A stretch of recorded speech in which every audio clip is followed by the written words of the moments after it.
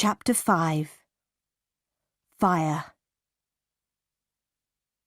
It was March. One night I was in bed, but I was not asleep. The house was quiet. Suddenly, I heard a sound in the corridor outside my room. "Who's there?" I said. Nobody answered. Then I heard a strange laugh. I got out of my bed and I went quietly to the door. I listened. I heard another sound. Somebody was walking up the stairs to the top corridor. Then I heard somebody close a door. Was that Grace Poole? I said to myself. Yes, it was Grace. Why was she laughing? And why is she walking in the house at night? Is she mad? I must tell Mrs. Fairfax about this. I will speak to her now. I put on some clothes and I opened the door. There was a candle on the floor outside my room. The candle was burning. There was thick smoke in the corridor. I went into the corridor. I looked around me. The door of Mr. Rochester's bedroom was open, and the smoke was coming from Mr. Rochester's room. I ran into the room. "Wake up, sir!"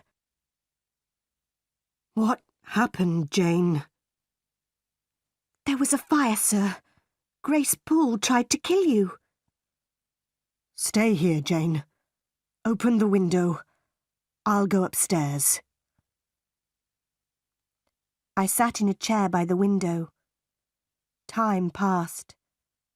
At last, Mr. Rochester returned. "Please don't worry, Jane," he said. "Grace Poole is a strange woman, but she won't hurt anybody tonight." I stood up. "Good night, sir," I said. Mr. Rochester held my hand. He looked at me, and he smiled. "Thank you, my dear friend," he said. "You saved my life tonight, Jane."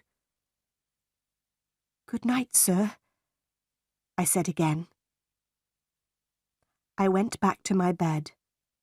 I was very tired, but at first I could not sleep.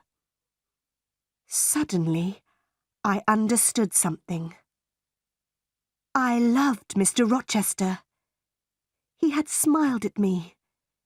He had held my hand. Did he love me? I did not know.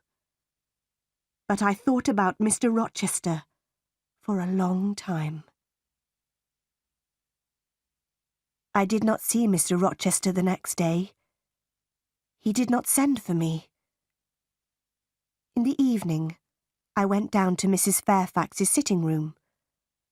The housekeeper was looking out of the window. "The weather has been good today," Mrs. Fairfax said.